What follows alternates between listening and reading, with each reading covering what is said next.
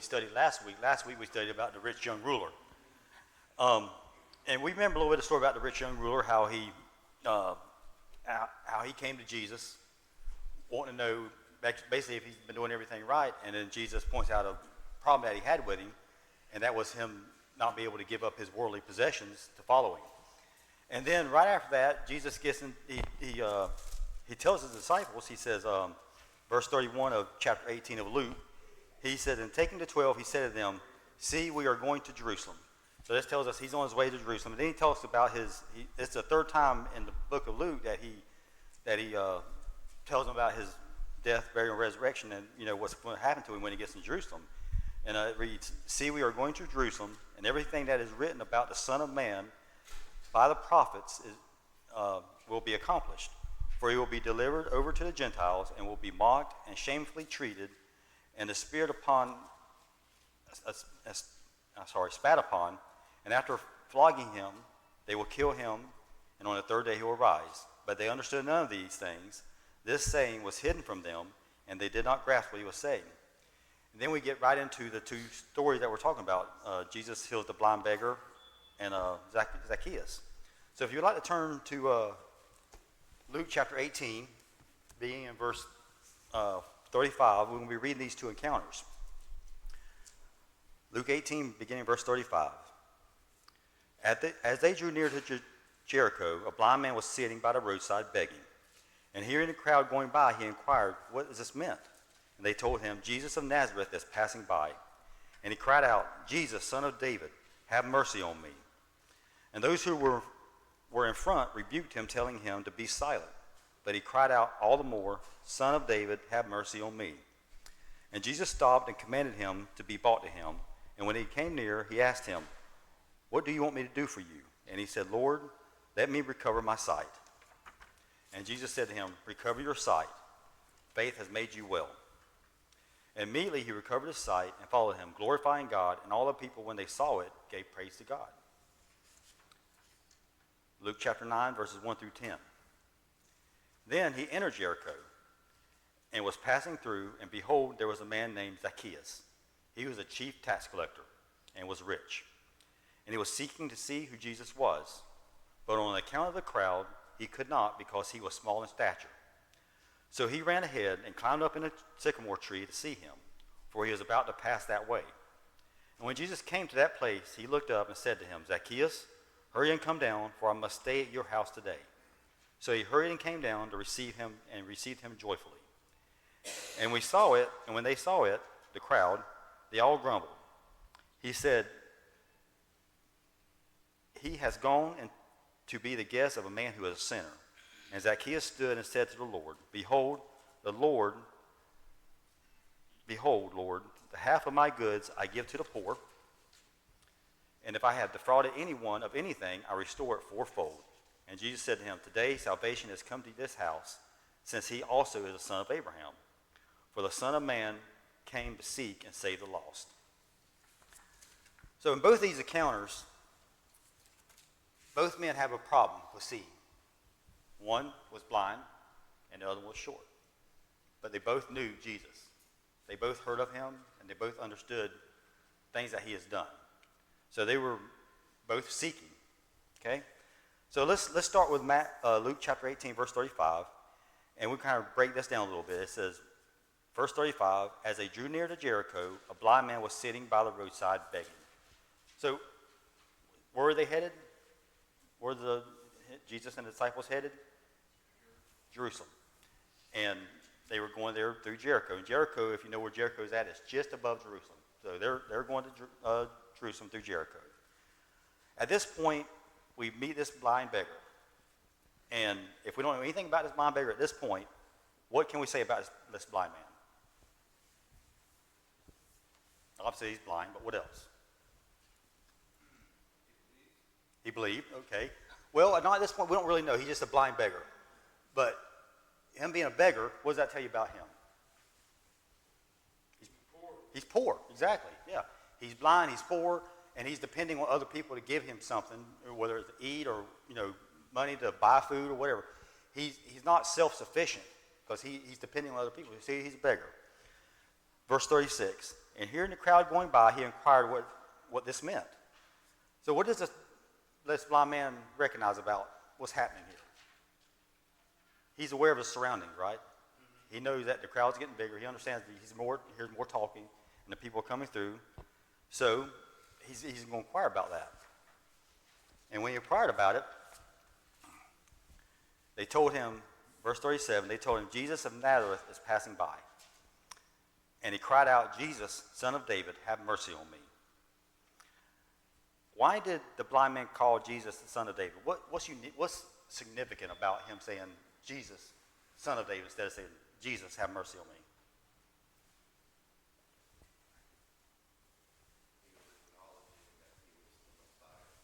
Right, okay. And he recognized, this also tells us about the blind man. He knows his history. He knows his prophecies, right? He knows who this Jesus is. He's heard about it, and he recognizes him as being the king to come. The one that everybody else is, well, I say everybody, not always the Pharisees and Sadducees. They don't recognize him as this sometimes, but this man does. Yeah, as far as that comment about the blind man having faith, I'd say he's got to have faith. He recognizes Jesus as the Messiah, and he also believes Jesus can restore his sight. Yeah. So that got to take faith. Exactly. So he's recognized who Jesus was because he's heard about him. Yeah. And he knows, he's recognized who he is. So verse 39, and those who were in front rebuked him, telling him to be silent. But he cried out all the more, Son of David, have mercy on me. So how does the crowd react to this man? Let's be quiet. Leave Jesus alone right now. He's got more important things to do to deal with you as a blind beggar. And a sinner. Well, do what? Yeah. And we can get into a little bit about that later with the tax collectors as well. So, but did this stop this man? Not at all. What does he do? Even louder, he says, Son of David. Or he says, Son of David, have mercy on me. So, this implies about the blind man that he has that faith. It don't matter what the crowd around him thinks or does. He's concerned about, he knows who Jesus is. And we got scripture, we got many accounts of Jesus healing people, doing miracles, and there's more. Like in John chapter 21, verse 25, it says, now there are also many other things that Jesus did, where every one of them were written. I suppose that the world itself could not contain the books that would be written. So, not just the ones that we have recorded for us, but there's many other things that Jesus had done. I'm sure this blind beggar has heard of all these things. And he has faith that, after hearing these things that Jesus has done, he can do this for me. He can heal my blindness. So that's the type of faith that this beggar has.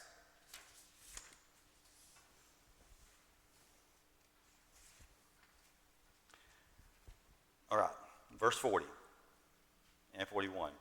And Jesus stopped and commanded him to be brought to him. And when he came near, he asked him, what do you want me to do for you? And he said, Lord, let me recover my sight. What do you suppose that Jesus seen about this man? The first thing I think was, I don't know how important it was to Jesus, but it told me where the guy was when he called him Lord, which means he had submitted himself. Right. And he recognized him, right? He recognized who Jesus was. But what do you think Jesus seen about this man? I mean, once he called out to him, and they told him to be quiet. Again, he called out to him. What does Jesus recognize about this man? What's he doing? He has faith. He's seeking, right? He's seeking Jesus. He has faith in Jesus. He knows Jesus can heal him, and this is what Jesus recognizes about this beggar. And even though this blind man, he was blind, what did he clearly see? Who Jesus was, exactly. He can clearly see that Jesus was who he says he was. He was the Messiah. He was the Christ. There was no question in his mind, because how many times have we personally myself, I know, have been sitting around a table or sitting around and people's talking about Jesus, and they might say something that might be false from what I know, and didn't speak up. But this man here, he didn't care. All he was focused on was seeking Jesus. You know, this is something we can learn about this blind man, how devoted he was to do what he was come there to do. So he said, restore my sight. And then Jesus says to him, recover your sight. Your faith has made you well. So Jesus tells this man, you recover your sight. What made this man well? His faith, right? It would, if you don't have faith, you can do all you want, but it's not going to make you well. It's not going to, it's just because we come in here and fill a pew or whatever, that don't make us saved. I was going to go back to what Jesus asked him. He said, what do you want me to do for you? Jesus already knew the answer to that. But, and I've always looked at this verse and associated it with our prayer life. Because God already knows what we want or what we need. He still wants us to ask. He knew what this blind man wanted, but he still wanted him to ask. And it was a personal, very specific thing that he wanted. And I think, again, I associate that when we go to God, we need to be specific.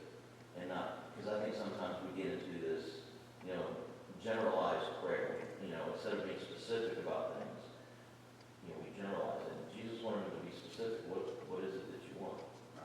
And we got to think about too, that's a good point. You got to think about where our heart's at when we're asking that. What are we asking Jesus for? Is it something for us personally? Or is it something that, and does Jesus always answer the prayers that we ask? Absolutely not. Absolutely not. I mean, I know this is an old song, it goes way back, but there's a song that God puts on the time, unanswered prayers, And I think about that song a lot. He was talking about his girlfriend that he wanted to be married to, and he didn't. But either way, sometimes God don't answer our prayers because he knows what's best for us. And we've got to really be content when God doesn't answer our prayers, because in a way he has answered our prayers. That's a side subject, but we won't get into that. But yeah, you're right. Jesus knew exactly what he wanted to do.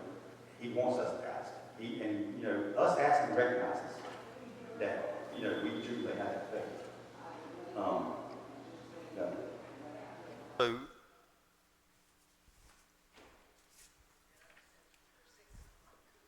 Verse 43, and immediately he recovered his sight and followed him, glorifying God, and all the people, when they saw it, gave praise to God.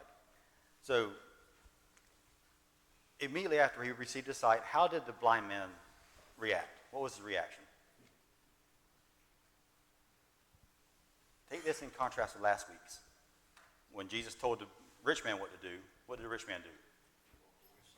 He walked away sorrowful, because he couldn't do what Jesus asked him to do. He put his faith in his earthly possessions. This blind man, who had no earthly possessions, where did he put his faith? He put his faith in Christ. Right. And we remember last week, the rich man, we talked about all his earthly possessions and how difficult it is for a rich man to enter the kingdom of God. Is that saying it's impossible? No, it's not impossible. Why? Through what? Through God, you can. He wanted to tell this guy, by the way, he put his faith in the wrong place. And we'll get to another rich man in just a second. And how did the crowd react?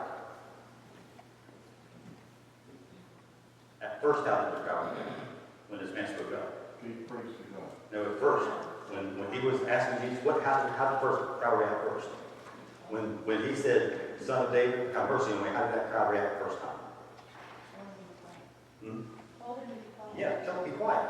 But now that Jesus done this miracle, how does their crowd react? They're joyful now, right? They praise God. They recognize this miracle as well.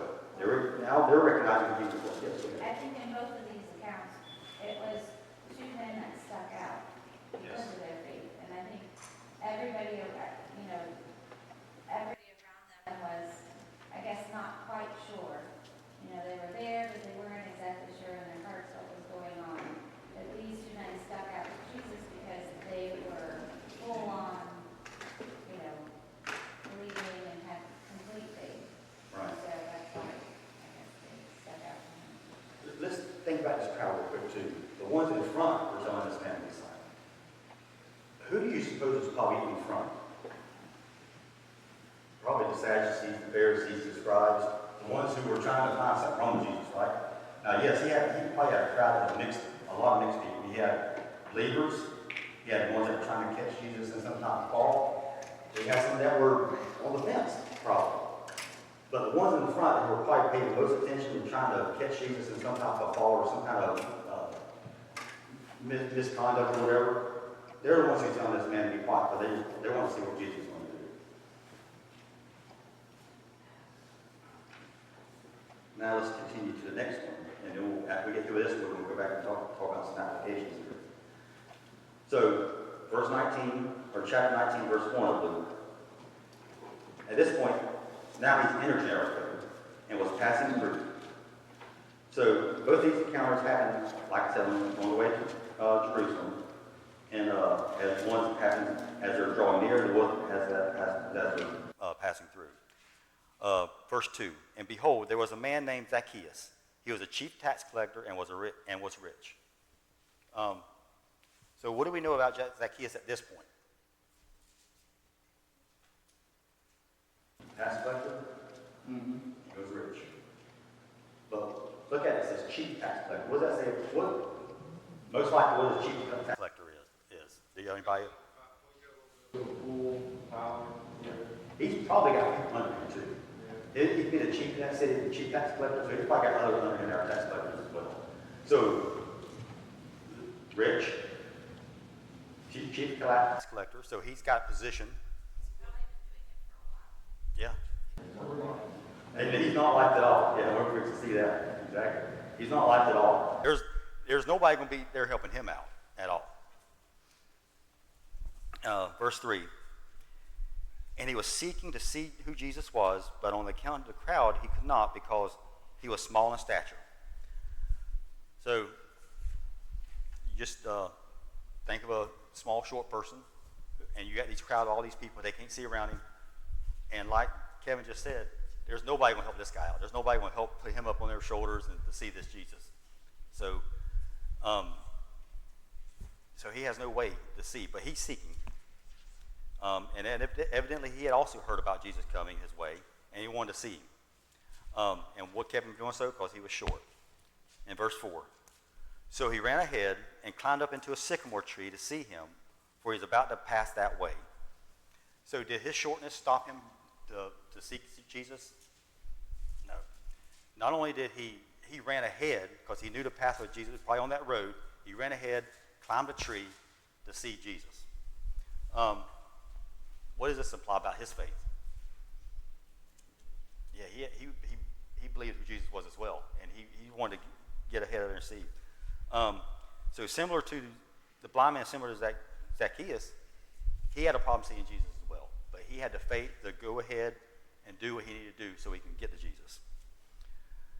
And then verse 5, and when Jesus came to that place, he looked up and said to him, Zacchaeus, hurry and come down, for I must stay at your house today.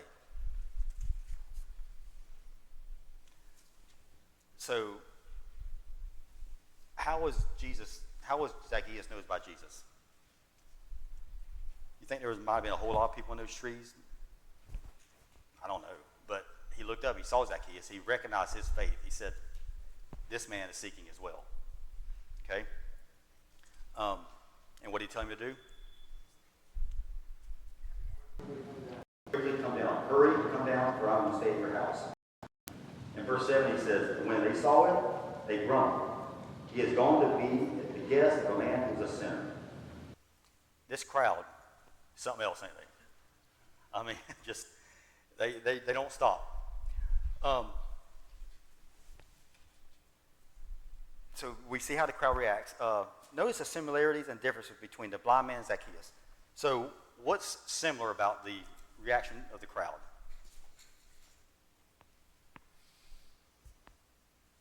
they're both trying to, the crowd in both instances are trying to keep these two men from getting to Jesus. Okay? And one, before, they're telling the blind man to be quiet. The second one, now after Jesus tells him to come down, he's calling this tax collector a sinner and said, why is Jesus going to this sinner's house?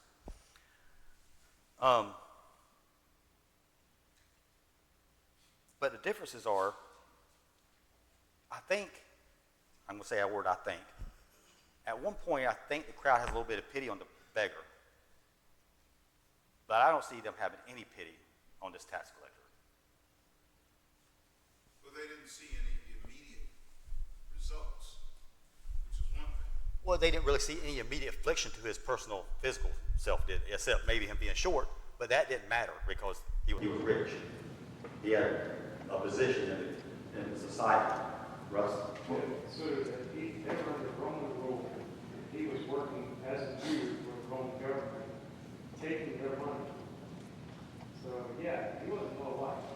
Even here in the United States, we don't really like the IRS that much, to be honest with you. That's true. That's true.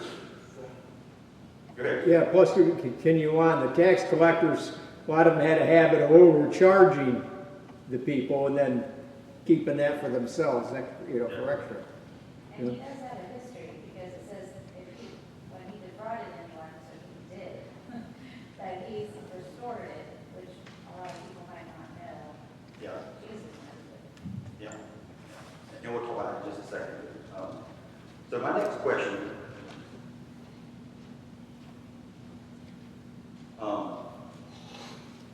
So the crowd considers Zacchaeus a sinner. I got a question to ask you, and some may agree or may disagree with me, but was being a tax collector a sin? Absolutely not. I know people have disagreed with me on that point, but being a tax collector is not a sin. They looked at it as a sin. I mean, because of what you said earlier, they overcharged sometimes, and they've defrauded people. And the comment that Zacchaeus is fixing to make, what Gigi just brought up, and Zacchaeus stood up and said to the Lord, behold, Lord, the half of my goods I give to the poor, and if I have defrauded anyone of anything, I restore it fourfold. So Zacchaeus here is defending his job and the way he makes a living. And he, yes, he probably had defrauded people, but do you think he defrauded people purposely? Or do you think maybe some people under him might have defrauded purposely and he found out about it? And what did he do when that happened? this is really specified. I don't know. Maybe he did. He was, as it says, he was the chief tax collector, which really wouldn't have meant that he would have been individually dealing with people to take their money and collect taxes. He was over multiple tax collectors who actually would probably have defrauded. Right. And when he found out about that, then yeah, he probably did get that. And that's what I'm getting to. He might not have defrauded people himself personally, but like Russ said, he had people under him that might have, and when he found out about it, he took care of it. So for everybody to label him as a sinner, I think was wrong. But what Zacchaeus does recognize here is he does need Jesus. That's what he's searching for. He a little bit different from what the rich young ruler came to Jesus for. He was looking for confirmation. The tax collector, this chief tax collector, wasn't necessarily looking for confirmation because he knew what he needed. Were you fixing to say something? God warned them in the Old Testament that he wanted later, this is what he's going to do. You're going to have the governing authorities, in the New Testament. So. Yeah. We deal with that today. Do we always agree with our taxes are spent on? No. Does it mean that the tax collectors that collect our taxes are sinners? No, absolutely not.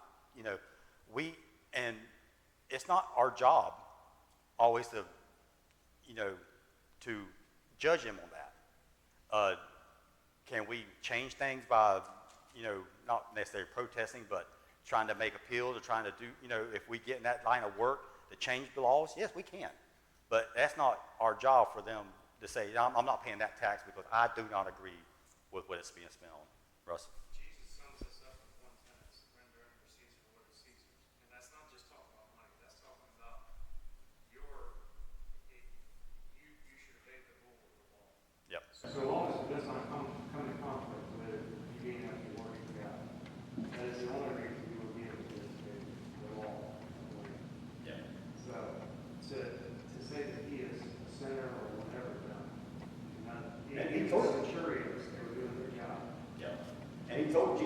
we got to, submit to our governing authorities.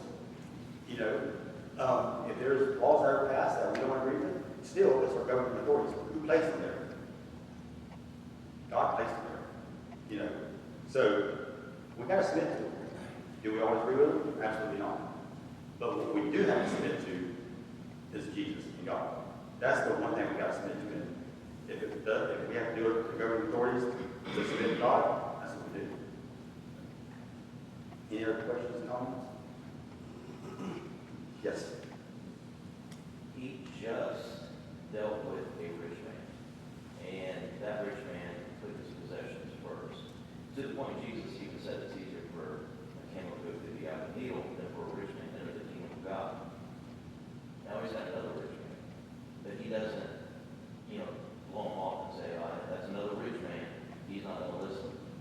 I think we tend to do that sometimes. We think, well, that person's not going to listen because Jesus just said it's very hard for a rich person to say he doesn't say, "Don't deal with me."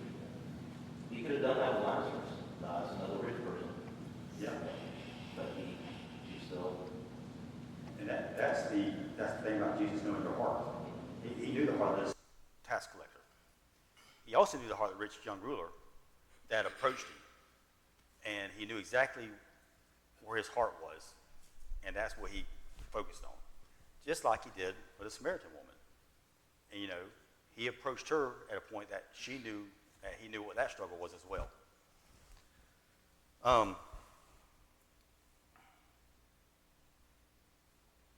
So we recognize that, the rich man didn't recognize himself as a sinner as being a tax collector, but he recognized that he needed Jesus, and without Jesus, he was lost. And that's where we're at. Now, verse 9. And Jesus said to him, "Today salvation has come to this house, since he also is a son of Abraham." What is meant by Jesus saying salvation has come to this house? He is salvation. What he's going to do is going to save you. Yes, exactly. Speaking of himself. Exactly, yeah, he's speaking of himself. And also Jesus says, since he also is a son of Abraham, what does he meant by that? A Jew, he is one of the people that is going to benefit from the promise that was originally given to Abraham, that through his lineage, all will be saved. Okay. Part of me agrees with that. But part of me Also saying that not just his blood, but what did Abraham have? He had a total and complete faith. Whenever God told him to give his birth to the Chaldees, where he came, he didn't question. Yeah. He just went. Yeah. That same faith that God recognized with Abraham, Jesus recognizes about this tax collector. That faith he's talking about here. It's not the blood in the veins, but Abraham's faith that's in our hearts. That's the faith that we're striving for. We don't always get it right. I personally don't, but that's the faith that we got to strive. That same type of faith that when God says something, do it. That's the faith. I'm doing it because I love Christ. I love God. I love what he's done for me. And I have faith that he's got my best interest at heart.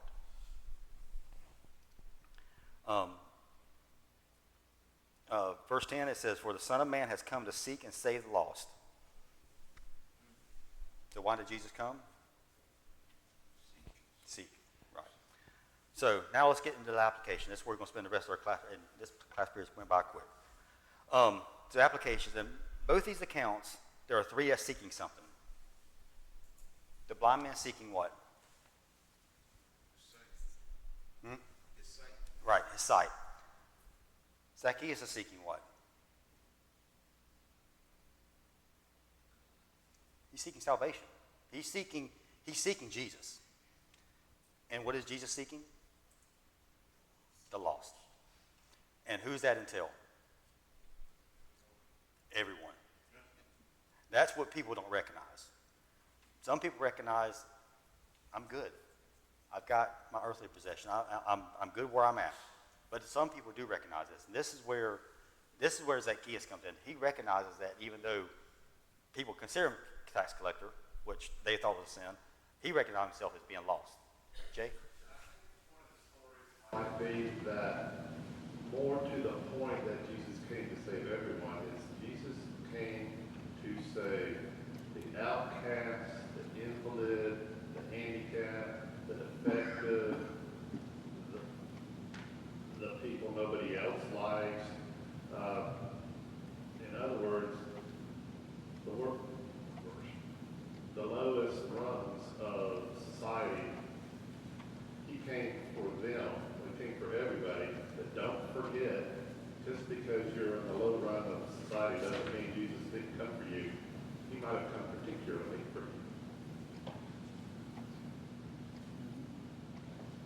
Good point. But the point here that I think we're making too is the ones who are seeking. Whether it's all those you were just talking about. Let's talk about Zacchaeus for a minute. He was a rich man. He had a position. He was short. He was, like you said, maybe a reject, or somebody that people looked down upon. But he recognized he was lost. He was seeking. That's the point I want to get across, the seeking ones. Most of the time, the people who are seeking are ones who are downtrodden or have, but the point you're making, everybody's lost without Jesus. You know, if that makes sense. There are people that are in Fluent positions that are seeking.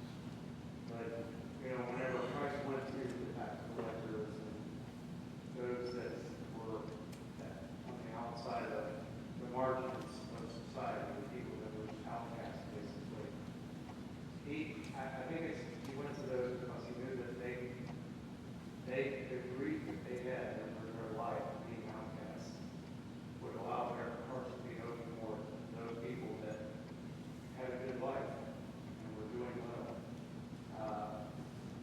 It's those people that are rock bottom that it's easier to talk to sometimes than it is to talk to people that are doing really well in life. yes. But that doesn't count out the people that are really well in life as being lost. There Right. is no righteous. Not one. You know, you can talk to certain people, and they recognize where they're at, whether they're rich or what. There's a time in life where people might be rich and have everything they could want, earthly possessions, but they recognize they're missing something. if there were On this earth, they wouldn't be, but there are for us. Everybody needs to be church, Yeah. worship. And see. And they didn't need convincing. They were ready for God. Yeah, that's a great, yeah, they were already on that road. They are already seeking. And what do we know about seek, you will find, knock and door will be open? I mean, that's, you just got to be seeking. Did you have something? Yeah, I find it, Russell said a lot of what I was going to say, but I find it interesting too, like with the tax collector, it specifies that he was short of stature. So he was shorter than everybody else, and he was back deep in the crowd. There was many people in front of him. So there was no line of sight from Jesus to the tax collector. He was hidden. Yeah. But Jesus knew he was there, who he was, knew what was in his mind. He knew all about him. Yeah. And I just find it interesting. Yeah. And, he seeked hard enough, he found. The Yeah. blind man seeked and he found. And that's where we got to be. We got to be seeking, and we have ups and downs. We're not always seeking. And we can't let those things get to us. Anything else for the next one? Yes. Maybe we can't always see where we're going, but we need to keep calling out. Yes. Exactly. Absolutely. That's an everyday task and sometimes a multiple day task. It's multiple times throughout the day sometimes that you got to say, let me make sure I'm focused where I need to be focused. Because the world can drag us away. And that's actually brings me to my next point. The crowds and the people around us will all obscure what we are seeking at times if we let it. People get preoccupied with life and the things around us, but don't let those things obstruct our view or our faith. Everything in life that we deal with can distract us from seeking. And that's something we got to stay vigilant at. We always got to remember and stay seeking. You'll never master that, but you can always practice to get there. And that's the daily task. That's the daily things that we deal with in this world. And it's just sometimes refocusing your focus on what you're searching, what you're seeking for. So let's talk about how important faith is. Let's talk about Nicodemus. Let's talk about these people at this point. Nicodemus, he had questions, didn't he? And he came to Jesus.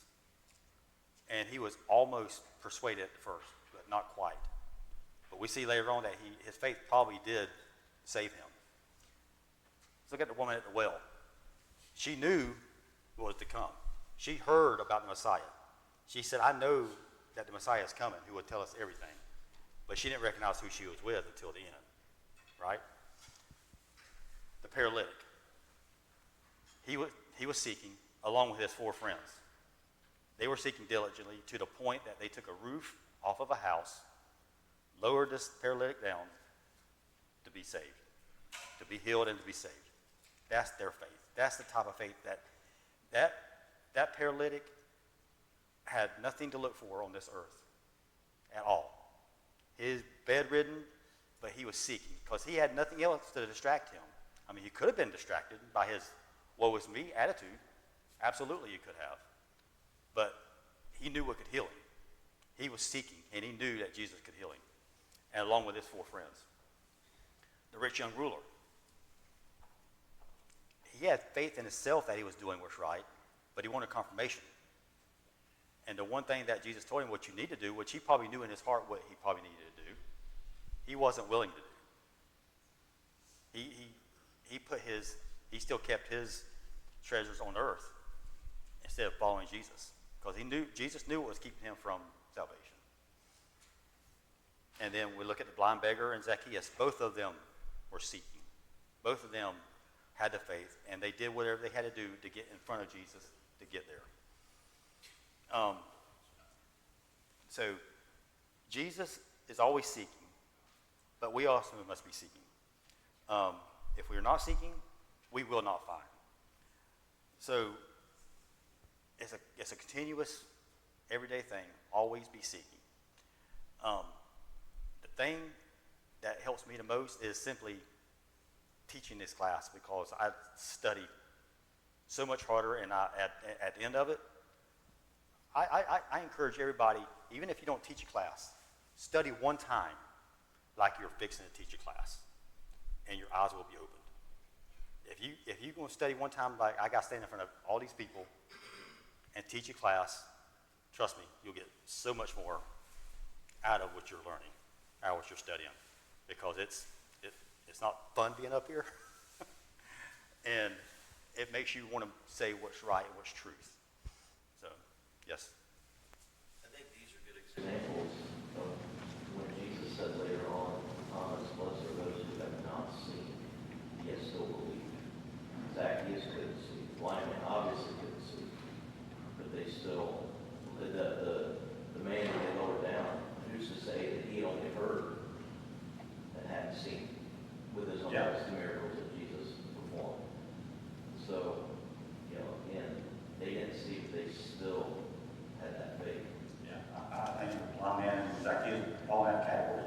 They might not see Jesus at this point, but they've heard enough knowing that what this man has done, he can do for me as well. And that's a great point about Thomas. I mean, sometimes, I can be a doubting Thomas at the point. He said, hey, let me see. I don't believe you until I see. But, even Thomas eventually believed, of course he had that. And how great is that faith that blind faith? You tell somebody all day long that we're reading, But you can't see it, but you know for a fact it's there. That's the type of faith they had. They had the faith that Jesus could save them. So, yes, sir. The very word seek has no plural to it, because it's a continuous word. It really has no ending. Yeah. Sometimes my wife will say, I can't find my glasses, they're on my head. She said, well, look for them, Well, I looked over there, but don't stop looking. Don't stop seeking. Yeah. And that's the proof of your faith, is that you don't stop seeking. Yeah. It's a continual process. Okay. I appreciate everybody's comments. I really do. Thank you so much for your comments. It helps me out up here, and I love hearing what other people are thinking. One time, like I told you about, I had brought up that tax collectors not always a sinner, and somebody disagreed with me on that one. That tax collector wasn't a sinner because he was a tax collector. Because especially this one here, because he tried to make everything right the way he did where I'm from. He tried to make himself right. So, all right, thank you, everybody.